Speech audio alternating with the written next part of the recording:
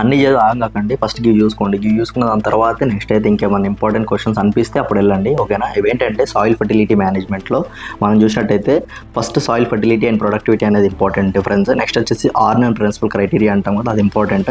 Next వచ్చేసి define mass flow ఇంకా diffusion, ఇది ఇంపార్టెంట్. నెక్స్ట్ వచ్చేసి micro nutrients macro nutrients difference, దాంతోపాటు అందులో ఏమేమి వస్తాయి అవి కూడా ఎగ్జాంపుల్స్ లాగా చూసుకోండి. నెక్స్ట్ వచ్చేసి nitrogen cycle, ammonium fixation, biological nitrogen fixation అనేది కూడా చాలా ఇంపార్టెంట్. నెక్స్ట్ ఫాస్ఫరస్ సైకిల్ ఇంకా ఫాస్ఫరస్ ఫిక్సేషన్, ఇక్కడ ఫ్యాక్టర్స్ ఉంటాయి చూసుకోండి, ఆ ఫ్యాక్టర్స్ కూడా చాలా ఇంపార్టెంట్. నెక్స్ట్ వచ్చేసి ఆ పొటాషియం ఫిక్సేషన్, దాంతోపాటు ఇక్కడ ఫ్యాక్టర్స్ ఇంపార్టెంట్. ఇందులో మీరు చూసినట్టయితే గ్రాఫ్ ఉంటాయి, 2 గ్రాఫ్స్ ఉంటాయి, గ్రాఫ్స్ చూసుకోండి.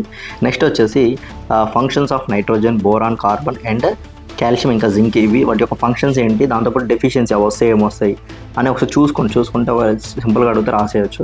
నెక్స్ట్ వచ్చేసి సల్ఫర్ సైకిల్, దాంతోపాటు సల్ఫర్ సైకిల్తో పాటు సల్ఫర్ ఇంజురీ ఉంటుంది, అది చూసుకోండి. ఇంకా అకియోచి డిసీజ్ అనేది ఉంటుంది కదా, అకియోచి డిసీజ్ కూడా చూసుకోండి.